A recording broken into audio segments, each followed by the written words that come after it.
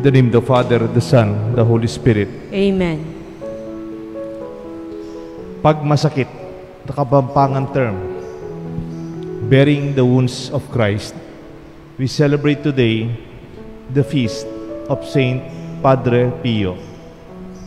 Nung bagong pari po ako sa isang parokya kung saan ako na-assign before here, ang pangalan po ng parokya, St. Jude Tadeus Parish in San Fernando. We had a very big open space by the side of the parish church. Meron po siyang oval.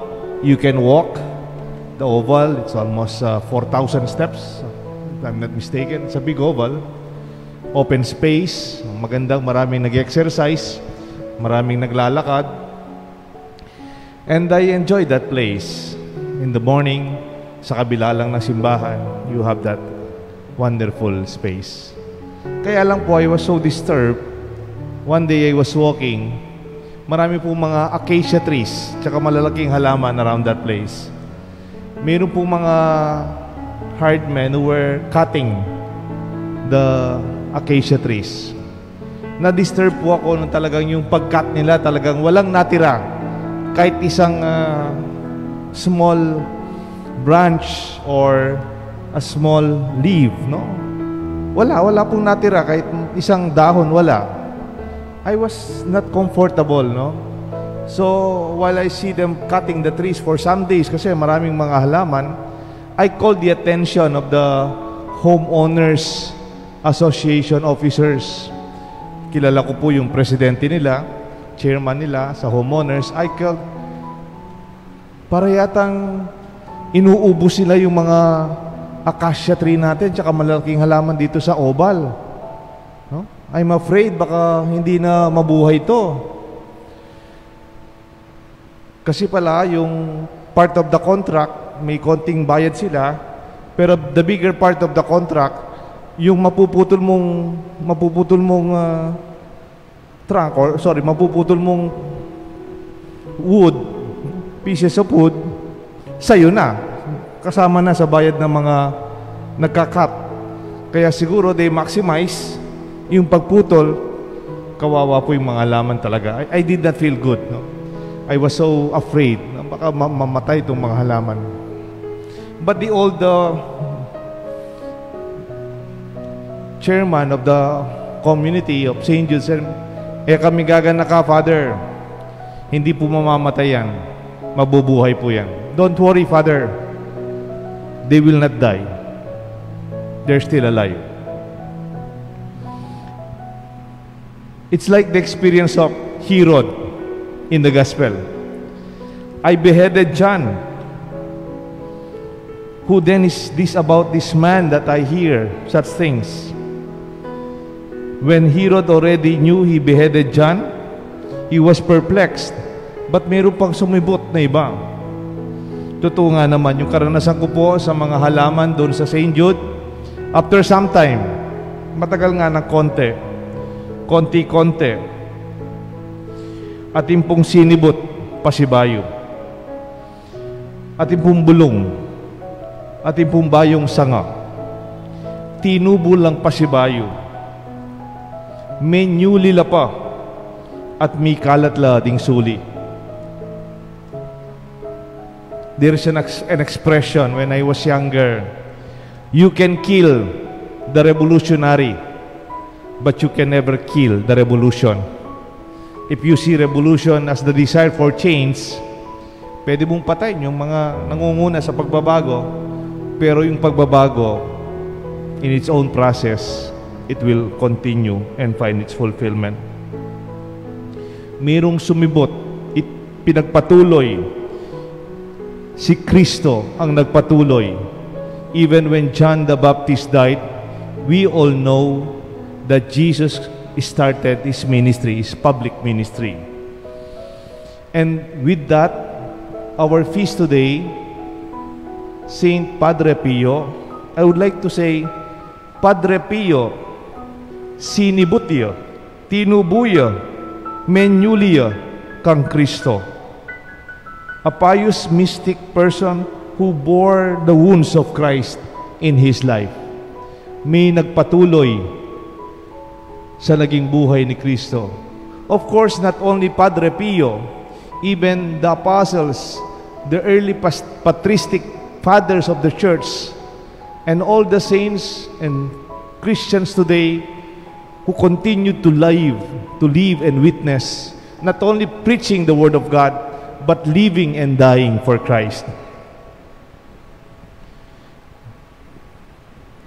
Sabi po ng isang blessed Solanus Casey, do not pray for an easy life. Pray that you will be stronger.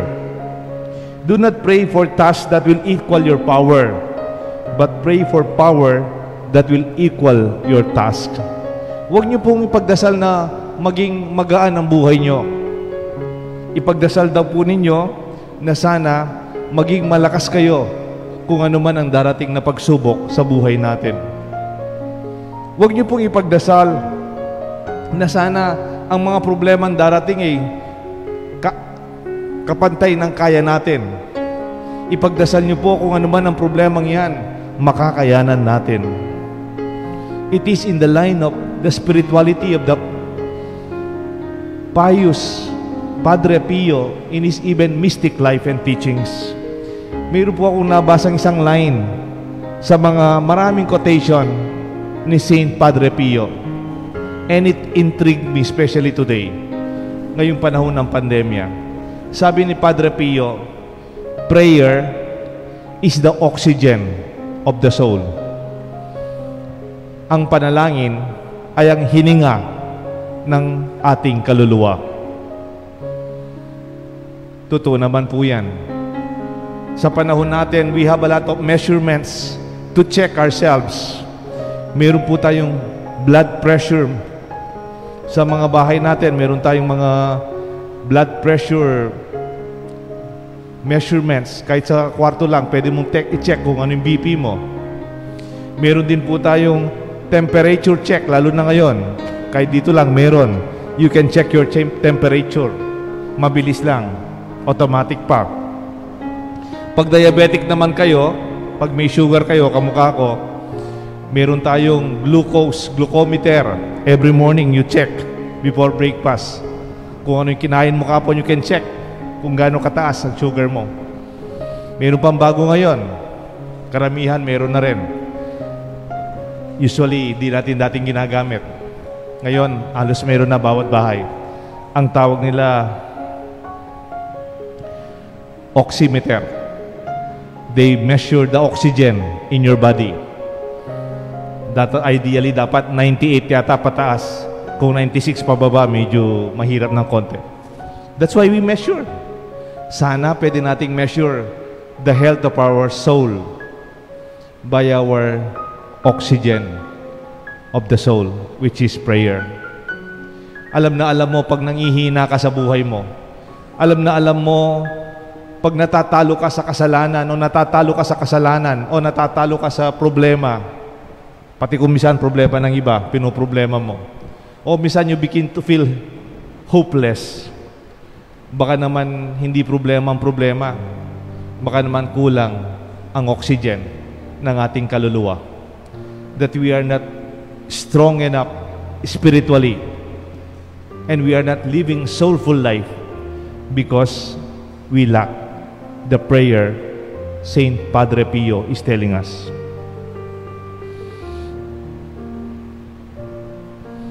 Sabi ni Padre Pio, prayer is the best weapon that we have. It is the key to God's heart. You must speak to Jesus not only with your lips, but with your heart. In fact, at a certain occasion, you should only speak to Him with your heart. Parang sinasabi niya, ang pagdarasal, mas maganda, hindi mo na ginagamit ang salita, ang labi. Gamitin mo na lang ang puso mo sa pagsasalita, sa pagdarasal. At ito ang paraan which Saint Padre Pio taught us. Have the patience to persevere in the holy exercise of meditations. Be content with beginning with small steps in your prayer life until your legs can run. Better still, we have the wings to fly. When we pray, we always be inspired by Saint Padre Pio. The oxygen of your soul is your prayer. Madalas ko pong naririnig ito sa mga nakakausap ko may problema. Ganito po, more or less, ang sinasabi nila sa akin. Father, I used to be very prayerful. Dati po ako mapagdasal. Memorize ko po pati yung mga litany sa rosary. I could even pray in Latin. And we pray so many times in a day and attend everyday masses. But Father, I used to be prayerful. But I gave up prayer altogether.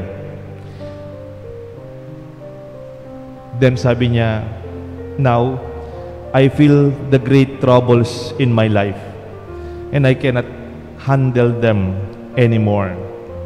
I feel suffocated by the enormous problems that beset me. Dati siyang mapagdasal. Marami po mga taong ganitong nakakwento ko. Dati siyang nagsisimba. Ngayon, hindi na nagsisimba. Ngayon, hindi na daw nagdadasal. Kasi daw dati, yung panalangin niya hindi nasasagot. Pero ngayon huminto siya sa panalangin, parang nasasakal siya sa mga problemang dinadaanan niya. I think you only have to go back to his life in prayer. Prayer does not only help you solve your problems. Lord, sana mabura ang problemang ito. Lord, sana mabura ang tao yan, problema ko yan. Lord, sana mawala yung this predicament in my life. Prayer would not promise you to remove, erase, and blot out your problems. But with this, if you see your prayer as your oxygen, it will keep you alive and strong enough to face it and even solve it in the long run. Nung namatay po si Padre Pio, September 23, 1968, 53 years ago, 100,000 people thronged in his funeral in Italy. Today, even before this pandemic, 6 million pilgrims a year travel to the tomb of Padre Pio. It is not because of his supernatural gifts like the stigmata, the wounds in his hands, the wounds of Christ that he bore, because of his sincere prayer life and love for God, which draws the power which Pope John Paul II observed during his canonization. Padre Pio was a bread broken for men and women starving for God's mercy and grace. And in June 16, 2002, Padre Pio was declared and canonized as a saint. He did not only die for Christ like the martyrs do, but he lived the wounds of Christ in his lifetime. Di ba po yung mga martir na mamatay para kay Kristo? Pero po, si Padre Pio, sa kanyang buhay, naranasan niya ang sugat, ang sakit ng kanyang pakikisa kay Kristo. Meron po akong kilala, meron po siyang cancer. Ilang beses na po siyang naoperahan. Pero lumalaban pa po siya para sa kanyang mga mahal sa buhay, sa kanyang mga anak at asawa, pamilya. Kahit naoperahan na po siya, meron pa rin episodes hindi siya makatulog at masakit pa rin. Alam niyo po yung sabi niya sa akin, Father, I am able to withstand the pain. Not only because of the painkillers that I take, but because I offer my pain and unite my sufferings to the sufferings of Christ. Parang naintindihan ho natin ngayon ang naging karanasan ni Padre Pio. Yung kanyang stigmata, yung mga wounds that even science cannot explain. They are fresh. And when he's praying, pag nagdarasal siya, maybe because of the tension of his prayer, lalo pong nagiging fresh at nagdurugo when he prays. Parang nakikiisa siya, literally, sa sugat ni Jesus. Nasabi ko na po ito some time ago sa isang ospital kung saan ako nagsisimba, kung saan naka-ospital yung kapatid ko. Pag nagbabantay ako ng ospital sa National Kidney Institute, mayroon silang maliit na chapel sa hospital. May nakasulat dun sa wall and I would like to repeat them. Sabi nung expression, "The more I come closer to Christ crucified, the more I feel the pain of the thorns in His head." Bakit pag lumalapit ako kay Kristo, when I embrace Him, bakit pag lumalapit pa ako sa Kanya, doon ko na naranasan ang masakit at sugat galing sa Kanyang mga tinik, sa Kanyang ulo. The closer you are with Christ, the more you will feel His pain. Kaya kung minsan ba't ngayon nagdarasal ako? Bakit ngayon nagsisimba ako? Bakit ngayon malapit na ako sa Diyos? Ba't nararamdaman ko mga problemang ito? Di ba dapat wala ng problema? Siguro po, doon lumalapit ang kahulugan ng salitang kapampangan. There is this kapampangan term which approximates the wounds of Padre Pio and the wounds of Christ in our kapampangan Filipino experience of pagmasakit. Can you repeat that? Pagmasakit. In kapampangan, when you say pagmasakit, your pain is my pain. Pagmasakit dako, your wound is my wound. Your pain is my pain. Then what hurts me too. Then you understand bakit ngayong nagiging malapit kayo sa Diyos, nararamdaman niyo ang problema. Huwag po kayong magalit sa akin Baka naman noon may problema, hindi mo lang nararamdaman. Sorry po, no? Kung minsan pwede kasi may problema dyan, wala kang pakialam.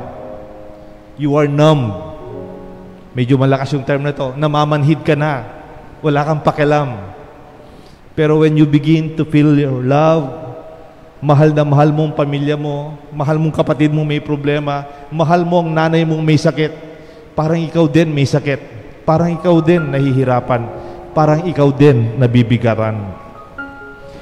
This make us understand the union of Padre Pio with the wounds of Christ. The deep prayer and spirituality literally showed in his hands and his own wounds, the wounds of Christ, pagmasakit in the deepest level. In kaya kang sugat kaya naman. In masakit kaya ka, masakit ka na ako. Pagmasakit da ka. Last year, April 2020, mayroon po akong kilala, medyo may edad na rin po, senior citizen. Nung bago-bago pa yung COVID, hindi pa natin alam yung gamot, wala pang maraming research, na COVID-19 yung kilala ko. And na-hospital dyan po siya, AUF Hospital. Kaya lang po, itong husband, dependent po siya sa kanyang wife. Noon po, bawal na bawal magkaroon ng bantay ang COVID patient. Bakit? Hanggang ngayon. Kasi it's very contagious. Siguradong yung nagbantay, wala pang vaccine. Siguradong magkakaroon din ng COVID. At kung minsan talagang wala namang pamilyang gusto magbantay. They would maybe rather, may pera sila, they would rather hire a nurse. Pero alam niyo po ang ginawa ng wife? Nag-volunteer po siya. She signed a waiver that she will stay with his husband. Kahit anong mangyari, nakahanda po siya. Para bang sinasabi ng wife sa kanyang husband, kung anong magiging sakit mo, magiging sakit ko. Kung anong mahirap na dadaanan mo, dadaanan ko rin. Hindi kita iiwan. malasakit, pagmamahal, the deepest expression of a relationship for that husband and wife. I'm not saying that you should do this for your loved ones, but if needed, and we are called to, malasakit, may we share and bear the wounds of Christ in our life. Your pain, your wounds, I bear. In the name of the Father, the Son, and the Holy Spirit. Amen.